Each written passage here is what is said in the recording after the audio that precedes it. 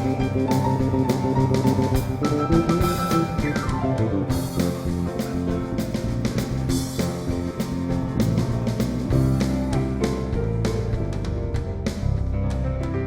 was fun. This song's for my son. He's turning 12 today. Happy birthday, Strider. You got light. You got a light. And it's shining out for everyone to see. You got a light. You got a light, and it's shining out for everyone to see. Tell us, Sierra. By some kind of miracle, now I feel that light in me.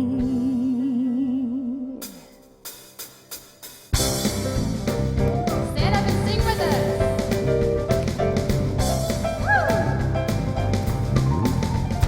You got a light, you got a light, and it's shining out for everyone to see. You got a light, you got a light, and it's shining out for everyone to see. By some kind of miracle, now I feel that light in me. You got love, you got love, you got love, you got love, and it's shining out for everyone to see. You got love, great big love, and it's shining out for everyone to see. By some kind of miracle, now I feel that love in me. You got a joy running through you now that just can't be denied. You got a spirit like a firecracker lighting up the sky. You got a power, you got a power, and it's shining out for everyone to see. You got a power, mighty power, and it's shining out for everyone to see. By some kind of miracle, now I feel that power in me. I feel that power in me. You got a joy running through you now that just can't be denied. You got a spirit like a firecracker lighting up the sky. You got power, you got power, and it's shining out for everyone to see. You got power, a great big power, and it's shining out for everyone to see. By some kind of miracle, now I feel that power in me. I feel that power in me. Oh, I feel that power in me. Feel the power. Feel the power. Feel that power. I feel that power in me. Feel that power. I feel that power in me. Feel that power. I feel that power in me. Feel that power. Feel that power in me. Woo! All right. While you're standing, why don't you turn and say good morning to each other? And unlike in some places, you are allowed to cross the aisle here. That was a political joke.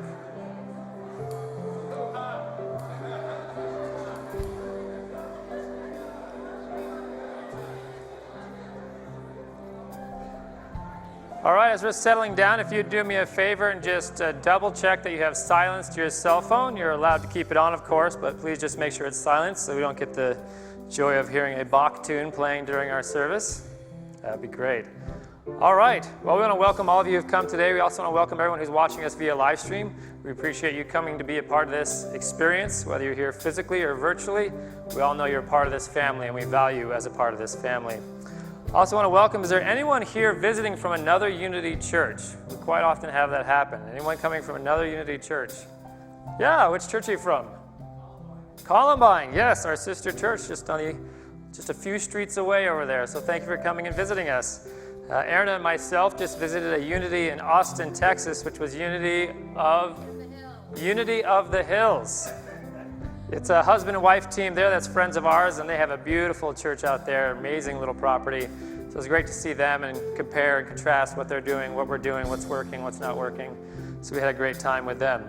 All right, and if you're wondering where the rest of the family is, they are still out in Austin making their way back from our family reunion we just had last week. So Jack and Norma will be back for the Wednesday meditation this week. So if you're wondering about that, they will be back for that. They're just not here today. Okay, is there anyone here visiting us for the first time who's brave enough to raise their hand and out themselves? Anyone? Yes, welcome. Thank you for coming. We appreciate you making the choice, and you as well, and you. We know that you have plenty of options on Sunday to choose from in this beautiful town, and we really appreciate you making this choice and being here with us. Oh, if you could keep your hands up so we can hand you a little welcome packet. So if you keep your hands in the air, they'll bring you out a welcome packet. All right, on with the show.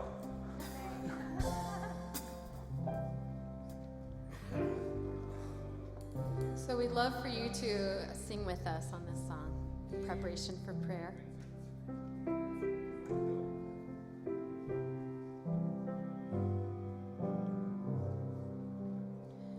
When I pray, I feel my heart go deeper, my heart go deeper into my God.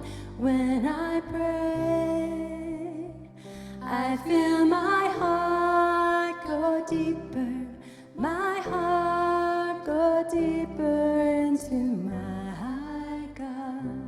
Right here, right now, right where I am, I pray. Right here, right now, right where I am, I pray.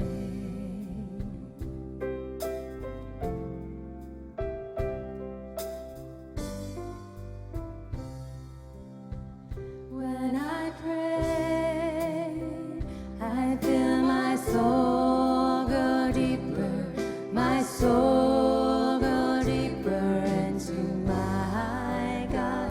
When I pray, I feel my soul go deeper, my soul go deeper into my God.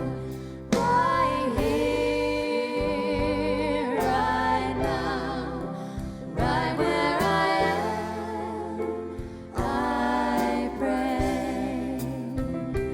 Right here, right now, right where I am, I pray.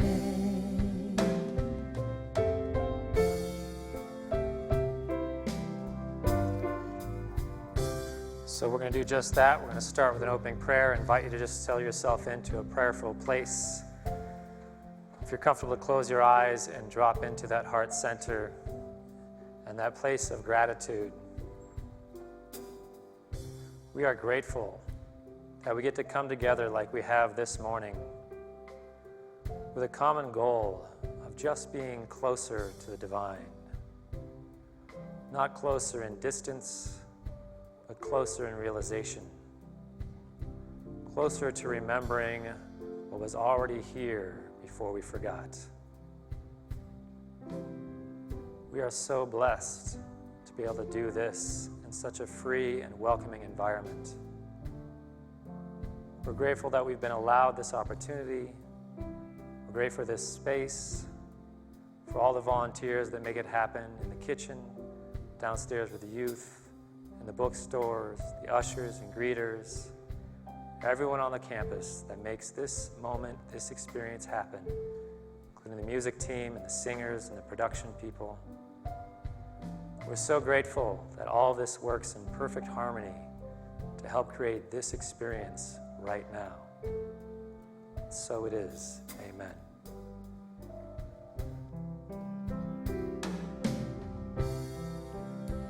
When I pray, I feel my love go deeper, my love go deeper into my God. When I pray, I feel my love go deeper, my love go deeper into my God.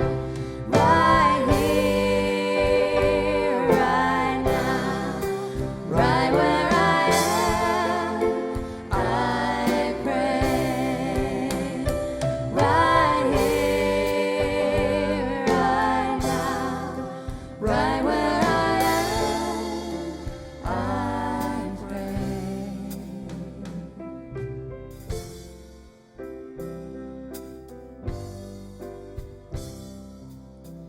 When I pray, I feel my heart go deeper, my heart go deeper into my God.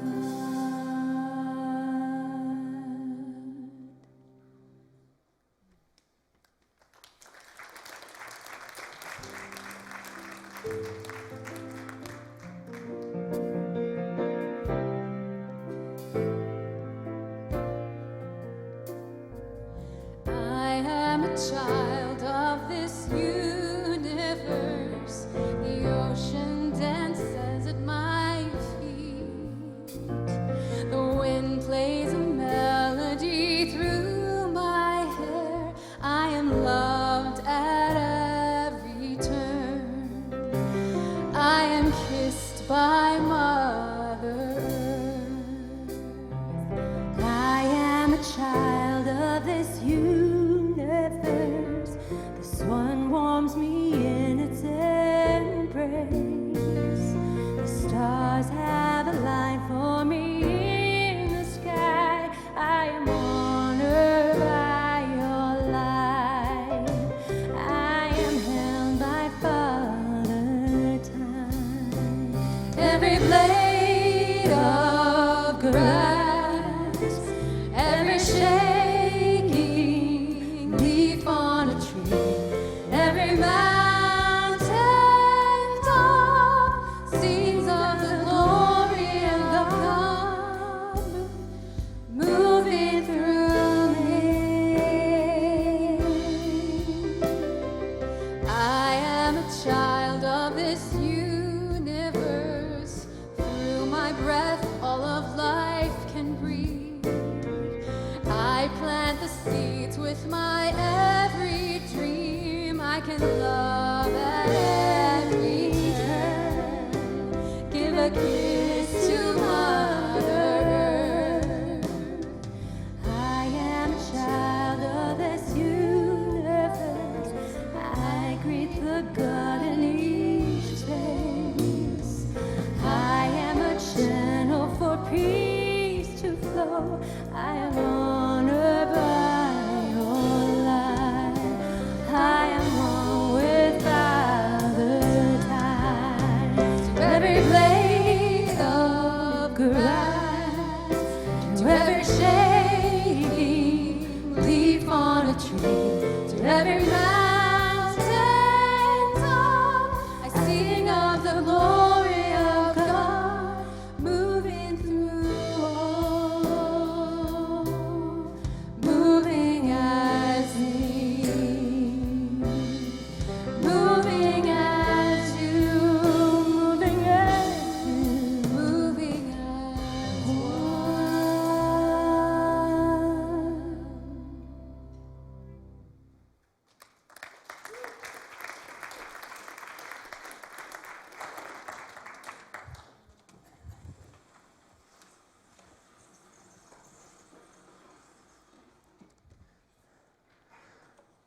In my welcome, I forgot to thank and welcome our Spanish-speaking congregants who I really appreciate making the effort to be a part of this experience. If you imagine coming to a church that doesn't speak your native language, that's a big effort on their part and shows a lot of commitment. So I think that deserves a round of applause. That includes our interpreters who do the work of interpreting this live, which if you've heard me speak, trying to figure out what I'm saying and then interpret that into Spanish, I don't know how they do it, because I don't even know what I'm saying. All right. Well, I warned the first service, we're not starting off light. We're diving right in. So you guys ready to do that? First service wasn't ready, and they just left. So it's just me and myself talking. All right, so we're starting with Genesis 1:27, which said, "So God created humankind in his image. In the image of God, he created them." There's a lot of distortion that has come from this Bible verse, and so I thought we would use this as a launching pad sort of our topic today. And if we look at this on first read, we can't help but begin to conjure up an image of God in our minds. We say that God made humanity in his image. And if you think about back in the days, the early days when this was first written and first read by people on this planet, it would be older men who made sure they were the only ones allowed to read such text as this. Are you following me? So naturally, upon reading this and looking at themselves, they came up with the image of God, which was this. Looks like an old man. Fascinating, isn't it? These men looked at themselves and assumed God must look like them. So based on the image they came up with here, we can conclude that these ancient biblical scholars were none other than ZZ Top. Right? And that's the general rendering we often get. So ZZ Top was the first to read this and come up with the assumption of what God looked like. So old men with white beards presumed that they were God's image and likeness. Pretty straightforward and rational, deductive reasoning if you are a self-centered old man with a white beard. Goes to show. And it's fascinating because their reasoning required very shallow and cursory reading of the passage itself. They had to ignore and skip over a lot of stuff to come to that conclusion. So let's go back to this. Genesis 1:27. So God created humankind in his image. In the image of God, he created them. But there's more to this. Clicker, just play along. There. Male and female, he created them. You would have to skip that part to come up with the image of God that we just showed up there. Because even if you are to simply read this literally, word for word, you would have to conclude that God is both male and female, right? You're still not convinced.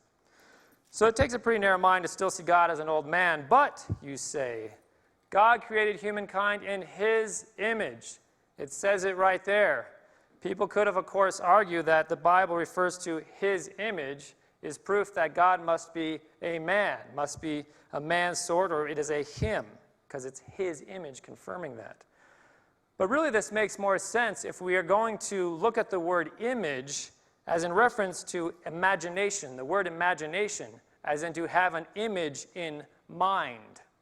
For example, if I have an image in mind of a red car, I am not a red car.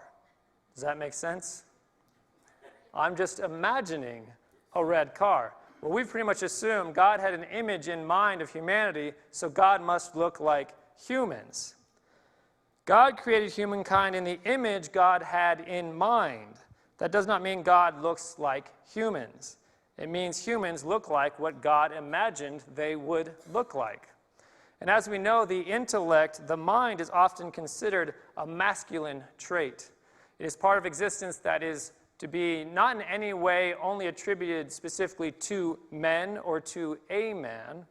The masculine quality of life is within each of us, male and female. When God holds an image in divine mind, you can refer to it as his image because it is God using the intellectual or masculine side of its existence. You follow me at all? Okay, good. 3 people are following me. Just to start explaining to the people around you We'll take a 5-minute break and then come back with our coffee. On the other hand, creation is a female quality of life. Creation is not specific to women. It is not specific to a woman. Creation is a female quality that is in each and every one of us, male and female.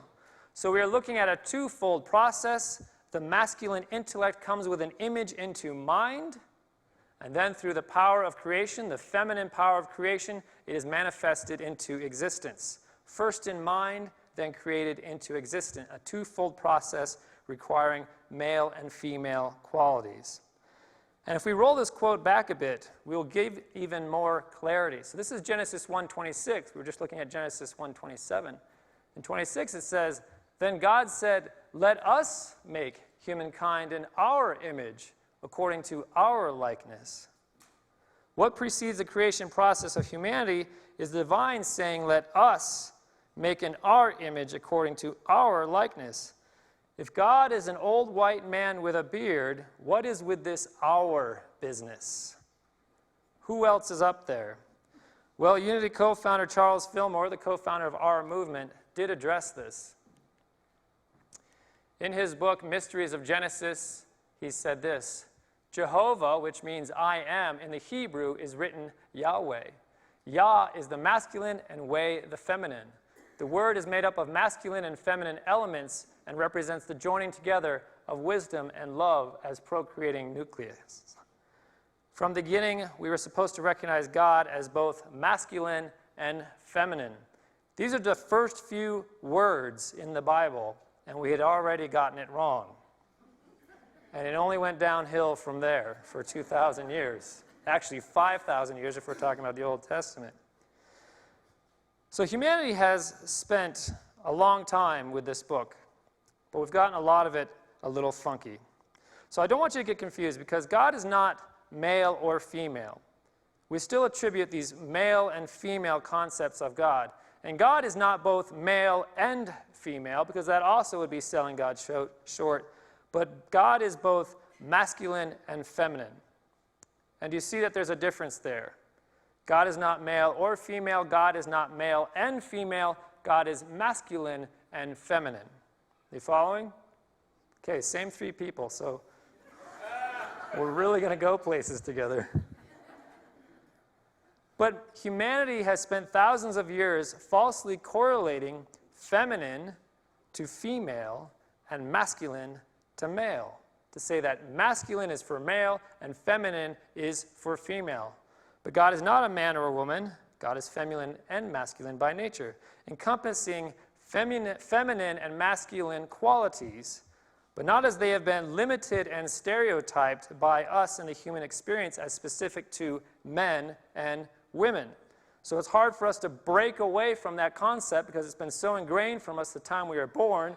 Boys wear blue, girls wear pink. This concept of separating it out to be able to recognize that the masculine and feminine is flowing through each and every one of us, and that is the divine. So why did we start today diving into this concept of God? From the seeming beginning of creation, we as humans existing in a dualistic mindset, a mindset of separation and judgment, have tried to establish what is normal. We've had this concept of trying to establish what is normal to help us interact and live in this experience. So early on in the Old Testament, we recognize that God was the God of the Jews. And if you were Jewish, that was normal. And if you were not Jewish, that was less normal. And then we get to the New Testament, and all of a sudden, God is the God of Christians. And if you are Christian, then that is normal. And if you are not Christian, then you are less than normal. And of course, then we made God a man. Perceived to be a man, then men were considered normal, and women were considered less than normal. And every time you create the idea of norm or normal, you create another group of less than normal. Following me still? Same three. I'm only working with these three people. I'm not going to say who you are, but I know which ones of you are following. Everyone's hoping it's them, but it's not. So we do this all the time in our society, trying to create a baseline of normal to weigh everything and everyone against. So it is normal to be raised by a father and mother, and to go to public school, and to eat hamburgers, to look like everyone else, to take your medicine, to go to college, to get a stable job, to get that car, that house, to have that heterosexual marriage, to have those kids, to never question the culture of debt, stress, consumerism, and judgment. Then you're normal. Is everyone excited to be normal? Embrace it, Steve. Taking normal to new heights. People who stay the course of normalcy are left alone, right? They get to fly by without much friction of people bothering them. But those who question the path of normalcy, or those who are willing to push out beyond the bounds of normalcy, well then, they get consequences. As we've come to realize, making something normal creates an uncomfortable and actually sometimes dangerous experience in a dangerous world for those that we deem to be not normal, to be not welcome into this society of normalness. Familial, cultural, societal pressure and shame are some of the most powerful poisons on the planet. And I would imagine many of you have experienced that. And it is being administered daily by each and every one of us in some manner or another because of our collective buy-in to the concept of normal. By the way we speak, interact, and even just look at another. Because of this collective buy-in into this concept of normal, we have become the police and the foot soldiers to enforce it. No one had to say, you guys need to enforce this norm. We took it upon ourselves by saying, oh, this is normal? Well, then I need to make sure everyone else who's not normal feels ostracized and not welcome. Even though we trumpet the idea of individuality and claim to support self-expression and personality and freedom of choice, we still don't really embrace it or support it wholeheartedly. So I want to give you an example of this. In the corporate world, some of the most dangerous words you can hear from your boss are these. I want you to think outside the box. Now, some of you are thinking, why would that be? Well, when I was on the event production team at the MGM Resorts International Corporation in Las Vegas, we were in charge of designing shows and different ways to do shows and productions. And our boss came to the team and he said, I want you to design some new show concepts that are outside the box, forward-thinking and like clients have never seen before. The team and I spent the better part of a day spitballing and coming up with concepts we've never seen in other shows, other productions, anywhere else. Some really off-the-wall design ideas like floating a stage over the audience and projecting the image of the person on it under the stage, around the stage, and above the stage, on the ceiling, and all sorts of stuff like that. Stuff that other people just were not doing, but we also had to be able to technologically pull it off. So when we present it to them, we could say, this is how we would do this. These were some out-of-the-box concepts. They were not being done anywhere else. And we presented them to our boss, and guess what? He yelled at us like immature little children for wasting his time. He said, who would invest in these ideas? They are nothing like what our clients have seen before.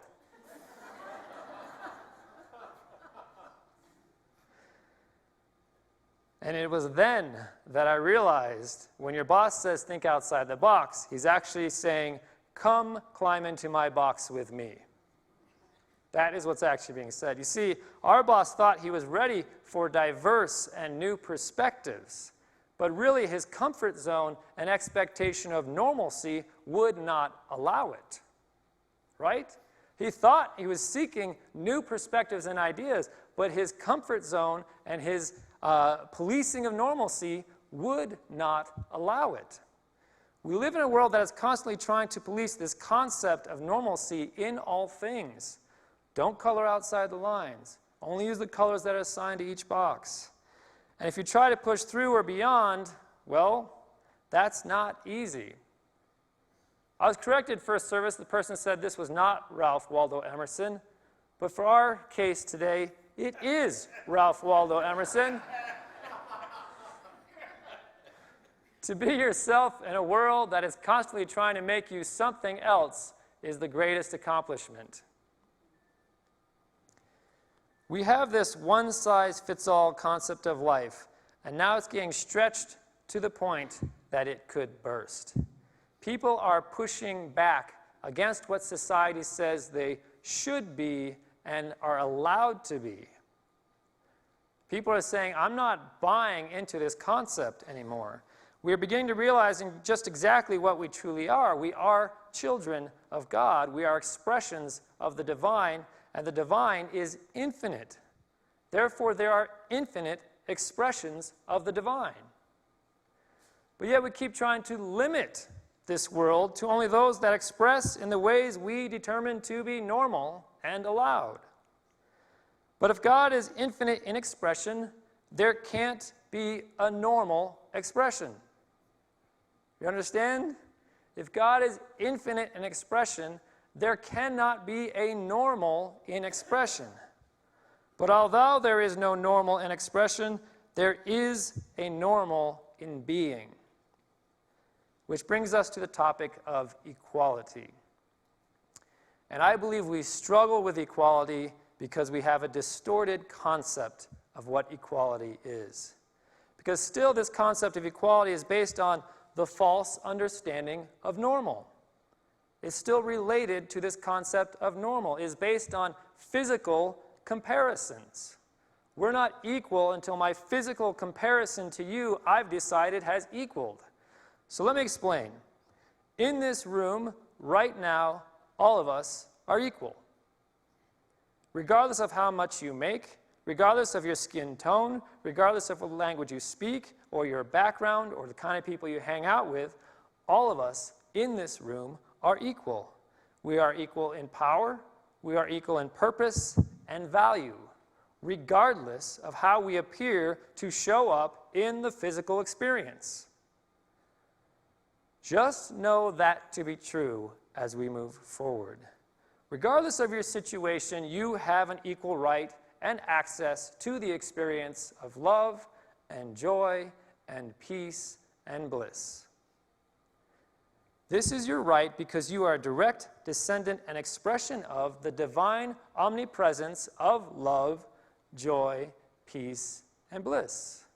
It is your birthright. If we are not experiencing these attributes of our birthright, it is because we have bought into a lie. That is the only reason we would not be experiencing these attributes of our birthright. The lie that our worth and our value are somehow tied to our current physical experience. This lie tells us that we can somehow be not thin enough, not strong enough, not pretty enough, not brave enough, not smart enough, successful enough, not attractive enough, not prosperous enough, not worthy enough, not normal enough, not spiritual enough, in order to experience these unwavering qualities of joy, peace, and bliss. We've all bought into this illusion, this lie, and each of us, in our own individual way, has isolated and locked up the beauty of our own perfect and unique individual expression. Scary, isn't it? We've done this for fear of being exposed and called out by someone policing the fallacy of normal using the tool of judgment. So we've locked it up, we've hid it because we're terrified that someone might compare us to the norm and judge us for having tried to step outside the box. Someone is trying to push you back into that box. Is anyone else feeling that? Come on now, people, get your hands up. Tired of this mamsy-pamsy, I'm not going to just get involved here. If I raise my hand, you raise your hand. Jeez Louise. I'm pushing you inside my box.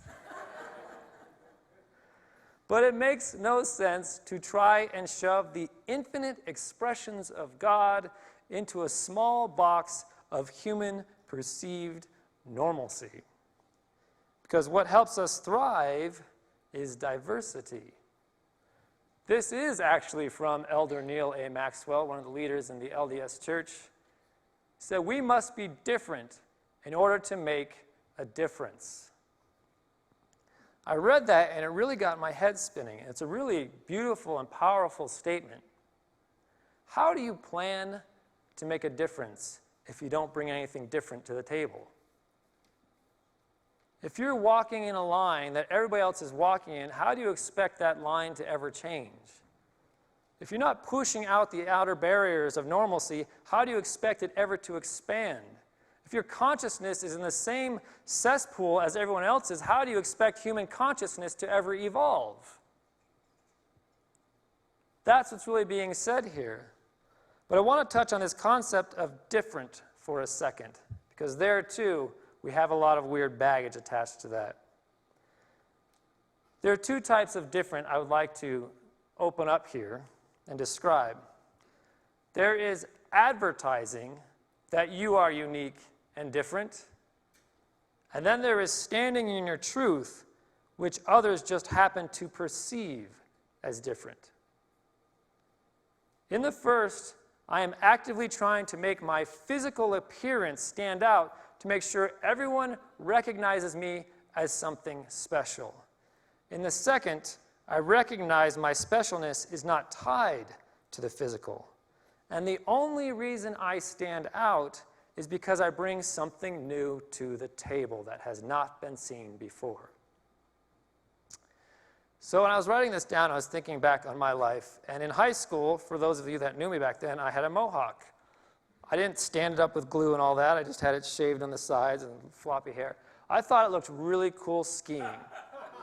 That was one of the primary reasons I had it. I also have some Mohawk Native American heritage. I thought that was kind of a cool shout out. But I thought it looked really cool skiing, flying around when I was doing everything I did.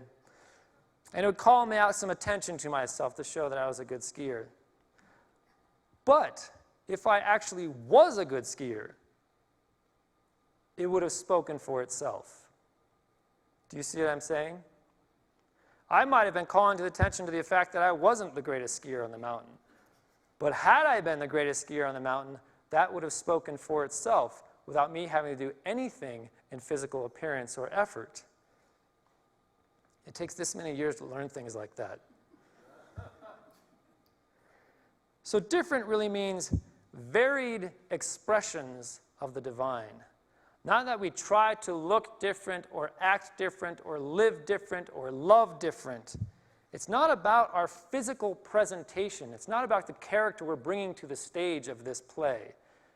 It is simply that we provide a unique and distinct expression of the divine's infinite qualities. And we need more of that right now in this world. From what I experience and what I see, we're at a dangerous time of people following what everyone else is doing. And because we have social media and technologies and videos happening so quickly, it's like a school of fish. We see just the entire school moves this way and the entire school moves that way. And whatever fad is happening at that time, that's what everyone follows along with. What everybody's trending or watching online, that's what everyone follows along with. And this idea of independent thought and expression is really getting suppressed and lost by the wayside in this process. And we really need independent thought and expression in this time right now. And here at Unity of Boulder, we've begun to look at the diversity of people that are currently coming to this church and the diversity of people that should be coming to this church and could be coming to this church. And instead of going towards a system that attempts to push everyone into the same box, in the same way of experiencing their connection to God, we want to celebrate our different expressions and create more offerings for our diverse forms of reaching God. We're going to do 3 services. In a couple weeks it'll start, not to try to reach more of the same people we've been reaching before, but to try and reach more of a diverse group of people. Are you following me? We've heard loud and clear that different people are drawn to the different ministers' styles of speaking and presenting a service. Some very bluntly have said, "Shad, I don't like your services." So these are not subtle communications. And that's okay. I know I'm not for everyone. So we decided, why not embrace our differences and create individual services that allow expression of different styles of the same truth. So in 2 weeks, you will see that beginning to happen. These 3 different services delivering the same basic truth in new and unique ways. You will also see it in the men's and the women's book study groups that we've started and in the growing Spanish ministry that we're currently really working on, as well as all the other groups and classes we offer here at Unity. For as open-minded and progressive we think we are in Boulder, this town is completely lacking in all sorts of diversity. Has anyone else recognized that? And that is a problem. That is a problem. People often, when I tell them I was ministering in Las Vegas before I come here, the first thing they do is want to make fun of Las Vegas. Oh, it's a sin city. Oh, the strippers and the gambling. And oh, what a hard ministry it must have been. And honestly, when I came to Boulder, I was shocked at how much work needed to be done here. Las Vegas really celebrated the cultures that were in the melting pot of Las Vegas. You had Hawaiian festivals, Spanish festivals, you had Latino festivals, you had festivals from all over the world happening all the time that you could go to and be a part of this celebration, and it felt very inclusive. Boulder does not have that feeling anymore. And that might just be my perception. Is anyone else experiencing that, or is that just me? Okay. So there is an issue to be dealt with here. And each one of us needs to think about what we can do to turn that around, because that's not a healthy environment to be in. And here at Unity, we are working to evolve this community so it truly reflects our name. All people united as one. Not united as one as in the same. That seems to be the direction that Boulder took. United as one with the people that are just like us. No, we're going towards united as one in the infinite and diverse ways we all express the one. And that is the truth as I experience it. We're going to take a moment for meditation now. You're allowed to applaud if you want. You don't have to fight that. I won't suppress your right to applaud. But I do invite you to close your eyes and to take a breath, to relax. Consider this a time of internal reflection, a time to slow down.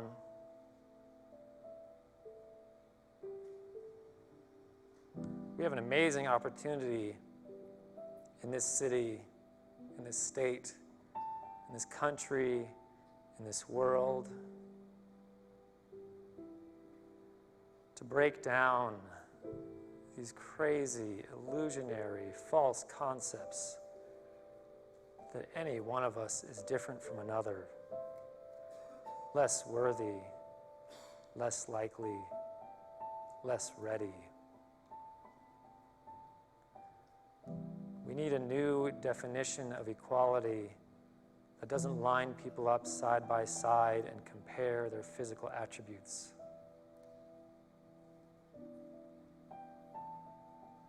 A new equality that just simply recognizes each and every person as a gift, with a new and varied tool set to offer.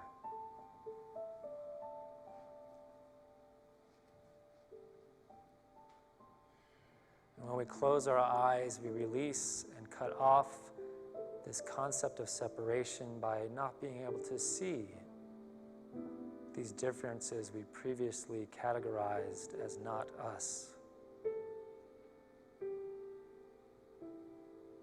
And with our eyes closed, we can settle into that place of I am. Not that I am American or Russian or Mexican, or Spanish. Simply that I am. I am. And if when I close my eyes, I can realize that I am, and the truth has to be that there only is I am.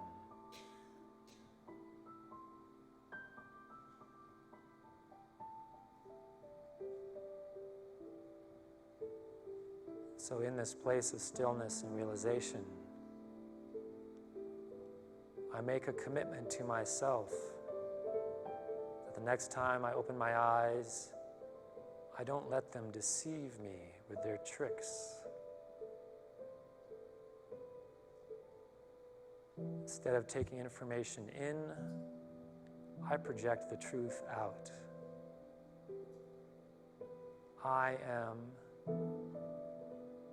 and you are the I am.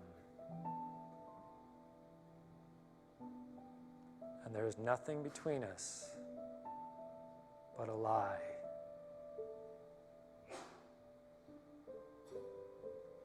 So as I breathe, I settle into this truth.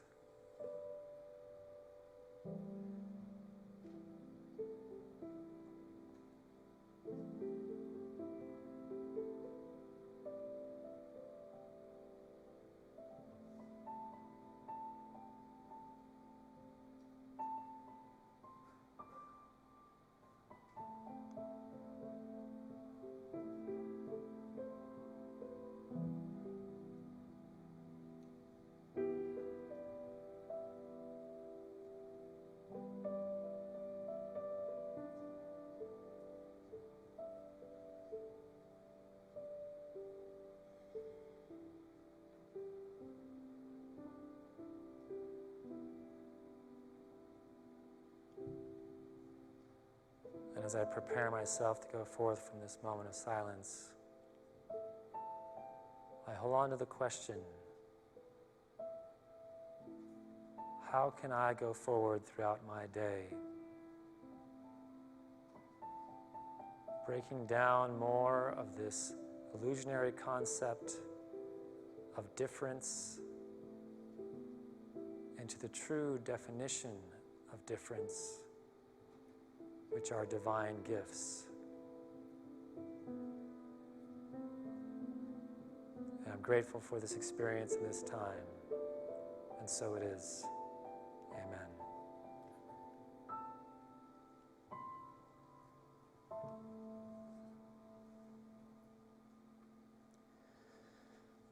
All right, we're going to take an offering for Unity now. And we'd like to remind you that your gifts that come into this church also go on to other organizations that we share them with and we support throughout the city and throughout the world. And that there's many ways of giving. We have giving by text. We also have an app that you can give through. And we have recurring donations in the dip jars. And if you want to get on the wagon that's giving by text, then here's the steps that you go through. So I invite you to take your gift in your hands, whether it be physical or digital, and bless it with me in this offering statement. If you join me in saying, divine love through me blesses and multiplies all that I have, all that I give, and all that I receive because I give.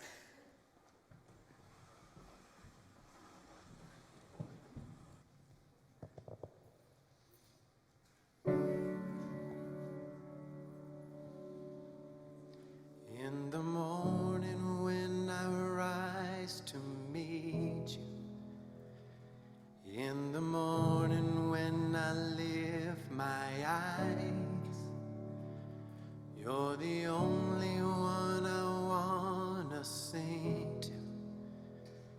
You're the first thought on my mind. Let our voices rise.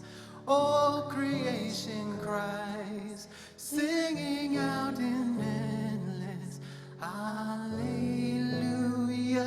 From this moment on, joined with heaven's song, singing out in endless hallelujah.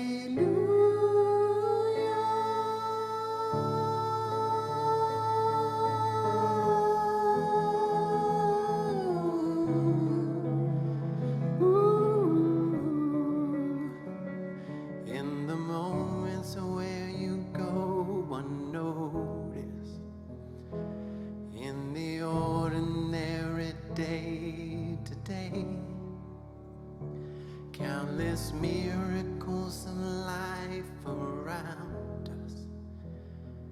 point like arrows to the way. Let our voices rise, oh creation cries, singing out in endless Alleluia.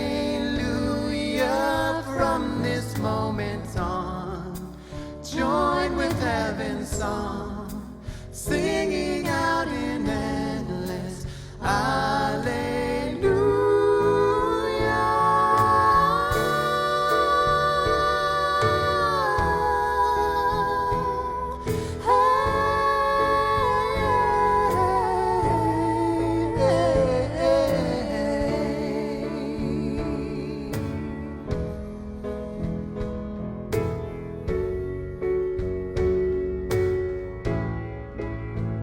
Only a moment to live this life, like shooting stars burning up the night. Now heaven's open, we realize living presence, oh living presence. Let our voices rise, oh creation cries, singing out in endless Alleluia. From this moment on, join with heaven's song, singing out in endless Alleluia. There's nothing better, there's nothing better, there's nothing better than this right now. There's nothing better, there's nothing better, there's nothing better than this right now.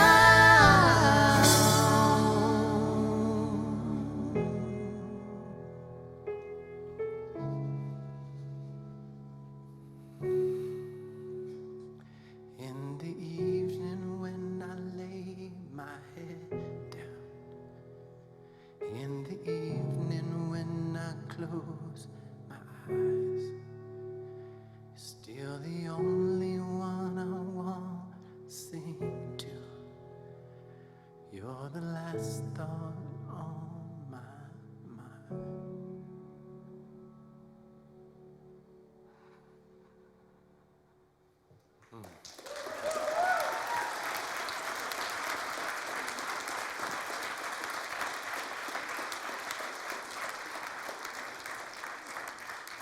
Welcome to this week's announcements.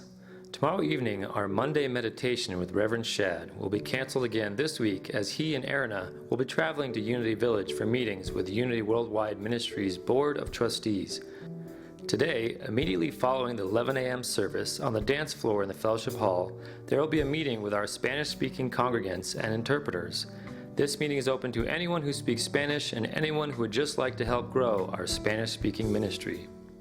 Coming this August 26th will be the start of the 4-week-long men's book club entitled B4, which stands for Books, Beers, Bucha, and Bros.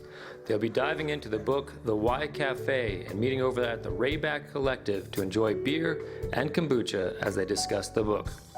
This is open to people who identify as a man with a limited space available. Now, if you're the type of person who loves to sing along with great music and gather with great people, you won't want to miss the Unity Sing-Along Party on Friday, August 23rd at 6 p.m., facilitated by Erna Groveland. Our previous sing-along was a great success and features delicious snacks, drinks, and great opportunities to get to know more people in Unity. Finally, Welcome Home Weekend is quickly approaching, which kicks off on August 24th with the launch of Reverend Shad and Erna's new Saturday evening celebration service, which will continue every Saturday from 5 to 6 p.m. right here in the sanctuary. The following morning, you can enjoy Reverend Jack and Norma's contemplative service at 9 a.m. and Reverend Centitia's Sunday celebration service at 11 a.m. Invite your friends and people who have not been back to Unity in a while to join us for a powerful weekend and lots of activities for the kids. Okay, that concludes our service. We do have recordings of the service available in the bookstore over on this side. We have audio and video recordings. We do have fellowship in this space over here. We'll have tea and coffee and cookies and whatnot and conversation. And then, yes, I'll be meeting with the Spanish speaking ministry over on the dance floor in the back. And what else? Did I miss anything? I think we did it. You know what we should do now? We should stand up and sing. I just feel like that's what we should do right now. Yes. I release Release and I let go.